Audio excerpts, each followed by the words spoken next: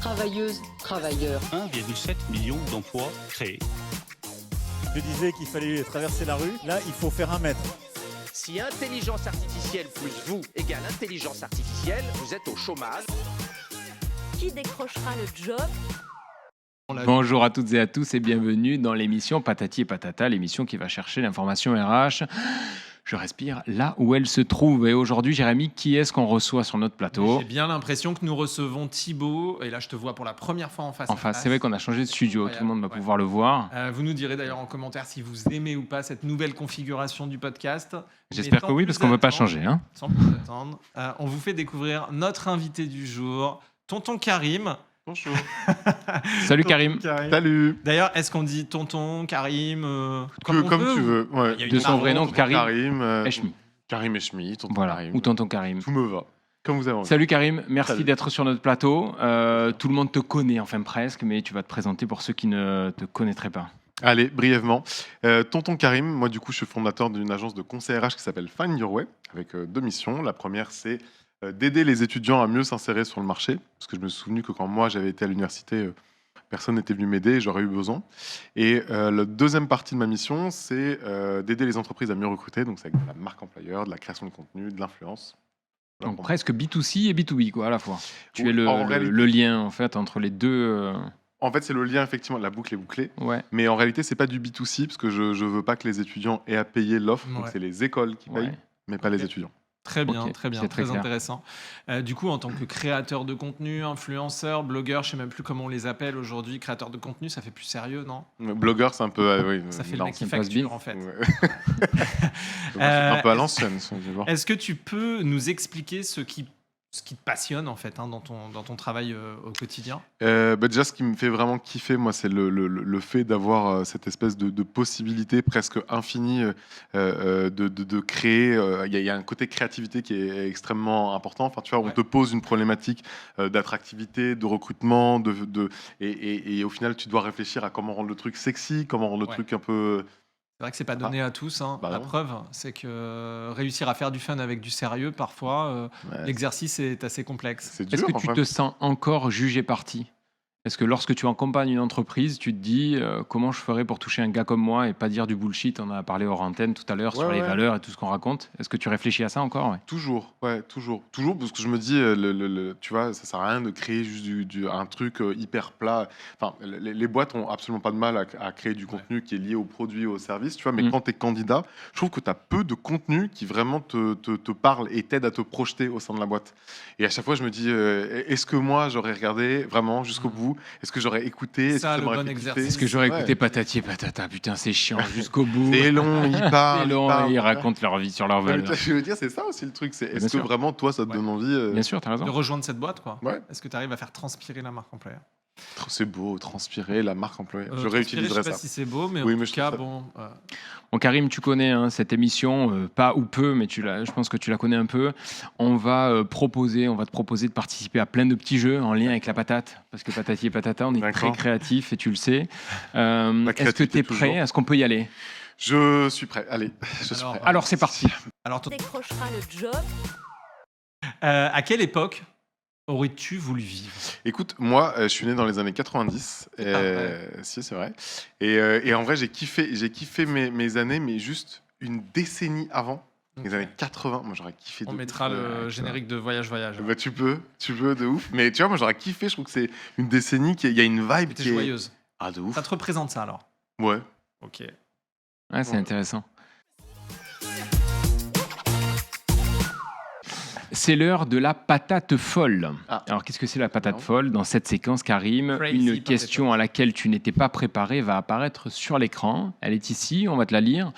Donc, selon toi, comment les entreprises peuvent-elles utiliser les réseaux sociaux, notamment LinkedIn, que tu connais très bien, pour se distinguer en tant qu'employeur de choix ? C'est très long. Ouais. Pourquoi LinkedIn et comment se démarquer sur LinkedIn ? Pourquoi Pourquoi LinkedIn? Parce que c'est le réseau social pro numéro 1 aujourd'hui, qui s'est quand même énormément développé ces dernières Et on années. a besoin d'être sur un réseau pro pour parler pro ? Non, on n'a pas besoin d'être sur un réseau pro pour T'es parler sur pro. d'autres réseaux d'ailleurs. Oui, mais mal. Et en plus, je le sais, hein, c'est totalement objectif. C'est parce qu'en fait, j'ai pas le temps d'être partout. On peut, Et ouais. on peut pas être partout. Ouais. Bien sûr. Ouais. Donc, je suis très. Mec, Ouais, non, je suis tu bien, préfères quand même très concentrer bien. ta Ouais, visibilité. sur LinkedIn. Ouais, ok. Du coup, je suis très bien présent sur cette plateforme-là. Peut-être moins TikTok, Insta, j'y suis, hein, mais du coup, moins bien parce qu'il me faudrait plus de temps. Je pense qu'aujourd'hui, une des premières vitrines que les candidats vont aller regarder, ça va être le site carrière. Mais une des deuxièmes sur laquelle on va tomber, c'est très souvent LinkedIn, même quand le secteur d'activité n'a rien à voir Et avec. Mais parce que ça reste aujourd'hui une vitrine et je pense que c'est important aujourd'hui d'y être. Ok. Alors comment on se distingue? Eh ben, comment on se distingue? Alors justement, on l'a dit tout à l'heure, hein, les boîtes parlent beaucoup de leurs produits et de leurs services. Bah, distinguez-vous les copains, parlez un peu plus de votre culture, de votre produit, de votre culture, Ouais. de l'ambiance qu'il y a en interne, de vos collaborateurs. Enfin, faites un peu plus transpirer. On revient au mot transpirer. Bah oui. Ouais. Faites un peu plus transpirer ce que vous faites de Il fait très chaud. cool. Oui, il commence à faire très chaud. Faites un peu plus transpirer ce que vous faites de très cool au sein de la boîte pour que les gens puissent se projeter et envie d'y aller. Et est-ce que ça paraît pas galvaudé aujourd'hui de parler de l'ambiance, est-ce que tout le monde pourrait ne pas raconter exactement la même chose? Mais en vrai, tout le monde pourrait, parce que franchement, toutes les boîtes sont pas pareilles. Enfin, tu vois, mais c'est juste que Oui. très souvent, les boîtes utilisent les mêmes Le même code ou trucs, les mêmes quoi. valeurs? Donc, bon, on a tous en tête le vieux baby-foot, le panier de fruits. Non, mais je pense qu'en vrai, Elles vont un peu chercher des choses à la hâte, quoi. ouais, voilà. Mais On a parce que je pense que l'impression. tout le monde se dit, ouais, vite, Ouais. faut que je parle Ouais, marque ouais. employeur, faut que je parle un peu de ce que je fais et tout. Et du coup, on saisit les premiers trucs, alors que juste parler de ses succès dans l'équipe, etc., c'est beaucoup plus fort, en vrai. Allez, c'est parti pour le deuxième jeu, Tonton Karim, la Patata Top 3. Toujours cette histoire de patate. C'est Thibaut qui le veut absolument. C'est qui a lancé ce truc de patate, d'ailleurs? Ça vient d'où? Ça vient une ancienne personne qui a quitté la société. Ah, c'est pas mec. Ah, je remue le couteau dans la plaie, sorry. Bah d'ailleurs, non, on peut lui faire un petit check. Quels sont, Tonton Karim, tes 3 conseils pour créer du contenu RH qui résonne vraiment avec l'audience? Alors, quand on dit qu'il résonne, qu'il soit en proximité avec l'audience. Comment on fait? Je crois que tout le monde se pose cette question pour créer du contenu qui résonne avec l'audience. Comment elle fait? Plusieurs trucs. Le premier truc déjà qu'on fait, c'est on va voir un peu les collabs en interne, ok. Ce serait bien d'essayer de trouver des ambassadeurs, des gens qui naturellement ont envie de parler de la boîte parce qu'ils kiffent la boîte dans laquelle ils ont. Ouais. Des résidents. Voilà, des gens qui, tu sais, sont incarnés un peu par le Et projet. comment tu vas les chercher?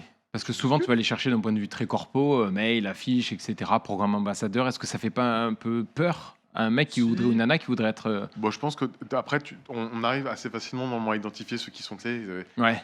très, très engagés dans la boîte, très engagés sur le projet et tout. Ça peut être même sur des discussions comme ça un peu informelles, hein, mais tu vas essayer d'identifier ces personnes et tu vas leur proposer de se rendre un peu plus visibles, de parler encore un peu plus de ce qu'elles font. Pour que du coup les candidats puissent se projeter. C'est déjà le premier point, à essayer de voir avec des ambassadeurs en interne, parce qu'aujourd'hui les candidats sont beaucoup plus sensibles à du coup des témoignages qui vont être, du coup qui viennent de collab plutôt que de témoignages qui viennent de la page corpo. Bien sûr. Ouais, non, mais Donc le premier point, c'est Je déjà. dirais qu'il vaut mieux aller voir des gens qui sont là depuis très longtemps dans l'entreprise, ou finalement c'est un mix. Ouais, je pense que c'est un mix. C'est un Un mix de juste Diversité. de personnes qui sont très engagées. Ouais. Très engagées, qui aiment la boîte, qui aiment en parler Ouais. positivement. Et Pour révéler le meilleur ADN, faut avoir un peu tout le monde autour de la table. ouais, je pense des gens différents aussi, tu vois. Pas que Ok. juste des gens qui sont là depuis 20 ans, pas juste des nouveaux. Ouais. Un petit mix de tout le monde, pour que tout le monde puisse se projeter. Et maintenant, la patati story. Alors, Depuis Karim, Hyper sérieux, ça a l'air d'être. Ah là là, oh là ah, là. j'adore parce que ça présente, tu vois, ça présente jingle. Et là, on va te demander quelque chose d'un peu croustillant. Croustillant, d'accord. Ouais. Non, on aimerait savoir en fait, et que tu nous partages une expérience marquante qui a influencé ton approche, Si tu veux savoir. Choquante. Hein. ton approche du contenu RH. Repose-moi ta question, pardon. Une expérience marquante qui a influencé ton approche sur le contenu RH. Quelque chose qui aurait pu te marquer. Pourquoi Tonton Karim est Tonton Karim aujourd'hui? Grâce à quoi? À cause de quoi? Ah, ouais, si j'ai un truc peut-être que je peux te raconter, une campagne que j'ai faite avec. Je peux donner. Bien sûr. Une campagne. On est sur Canal+. C'est vrai qu'on n'a pas fait de brief avant, donc je ne sais pas. Une campagne que j'ai faite avec Accor, que j'ai trouvé grave cool sur les métiers de l'hôtellerie-restauration. On sort de la période du Covid et l'hôtellerie-restauration, c'est pas le secteur le plus sexy du monde, tu vois, encore moins Après Covid. post-Covid, avec plein de gens du coup qui sont reconvertis. Et je leur dis, bon, venez les copains, on se fait un petit micro-trottoir, du coup pour voir un peu ce que les gens pensent du secteur de l'hôtellerie-restauration. Mais par contre, je leur ai dit attention, on ne va pas censurer. C'est-à-dire que ce que les gens vont dire, on va garder et on va y répondre. Et on a essayé de répondre du coup à tous ces points, tu vois. On a interviewé des gens qui étaient à la réception, en cuisine, de chez Accor après, pour qui donnent leur ressenti sur ce que eux vivent, sur ce que l'entreprise a mis en place pour faire évoluer aussi, évoluer les choses, améliorer les choses au sein de la boîte. Et du coup, il y a un avant-après. Enfin, moi, j'ai été très fier de cette campagne, parce que déjà, elle était dure. Elle était dure à faire, elle a été dure à construire. Mais il y a eu un vrai bel effet, ça a vraiment bien rayonné derrière, parce qu'il y a un côté très... Authentique, vrai. en fait. Ouais. Vrai, ouais. Et c'est ce qu'on reproche souvent aux campagnes, hein, qu'elles soient commerciales, publicitaires ou RH, c'est de ne conserver que la partie qui fait plaisir. Bah ouais. Et c'est pas celle qui fait avancer. Bah du tout. Ouais, et puis c'est surtout que souvent, enfin moi c'est ce que je répète pas mal en ce moment parce que je m'en rends compte en discutant Tu vieillis, ouais. avec certains déjà que je vieillis. Ça je m'en rends compte. Gratuit, totalement gratuit. Je m'en rends compte Tu tous les leur jours, donnes. merci Thibaut. Je t'en prie. Et quand je te vois enfin, je m'en rends encore plus compte. Bim, et hop, retour à l'envoyeur. On le coupera, je crois. Non, mais c'est vrai que moi, j'ai l'impression qu'on transforme les choses aujourd'hui. On a beaucoup plus besoin, finalement, d'avoir une espèce de vérité sur ce qu'est l'entreprise, bien ou mal. Mais C'est oui. plutôt, il y a quoi au fond de cette boîte, en fait? C'est plutôt ça, en fait, qui... Mais je pense que toutes les entreprises ont presque un peu peur d'avouer qui elles sont. Déjà, savoir Mais qui elles le sont, candidat, on ne le ça, sait pas vraiment, Déjà, Je faut pense savoir. que le candidat, lui, il est vraiment à la recherche Ah, de mais la oui. vérité. bien sûr. Une forme de vérité, il n'y a pas de vérité, mais une forme de vérité sur ce qu'est l'entreprise, bien ou mal, enfin voilà, encore une fois, mais c'est plutôt affichez-moi, au-delà des valeurs, quelles sont mes vérités dans cette... D'où la nécessité des audits, des Ouais. micro-trottoirs, des interventions qui vont chercher l'information. Oui, et puis Je les dirais gens, que tu les gens- es un mec qui rapproche en fait de la vérité. Oui, et puis, puis les gens sont pas teubés. Enfin, faut arrêter 2 secondes. Ouais. On n'est pas dans le monde de oui. Enfin, évidemment, il y a dans chaque boîte, il y a des trucs qui sont cool, il y a des trucs qui sont archi pas cool. Eh oui. Et Évidemment, faut payer le baby-foot. Oui, évidemment. Non, mais plus t'en parles, en plus, plus tu désacralises aussi le truc. Oui, bah ok, le secteur d'hôtellerie-restauration, bah tout n'est pas hyper cool. Bah, Dans il le y a des retail, horaires, il y a des bah, c'est chiffres. difficile. Enfin, tu vois, je vais faire une campagne avec H&M, bah ouais, vendeur, c'est difficile. Bah ouais. T'es debout, ok, tu vois. En fait, je pense qu'il faut mettre sur la table. Il y a des trucs qu'on sait. Tout le Mais monde travailler, c'est difficile. sait. Oui, mais globalement, tu vois. Être influenceur, c'est difficile aussi. Un peu moins. Un peu moins. Peut-être moins, mais c'est difficile aussi. Non, mais tu vois ce que je veux dire. Je pense qu'on a besoin de plus de vérité.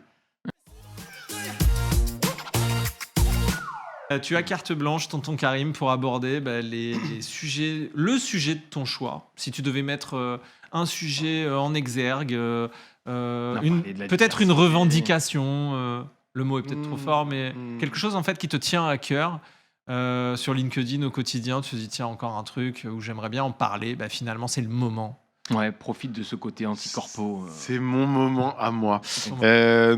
Non, ce qui me ferait très plaisir, oui, bah, t'as parlé de diversité, mais on en avait parlé avant de démarrer l'émission. C'est un sujet dont on entend de plus en plus parler. Tout le monde parle de diversité.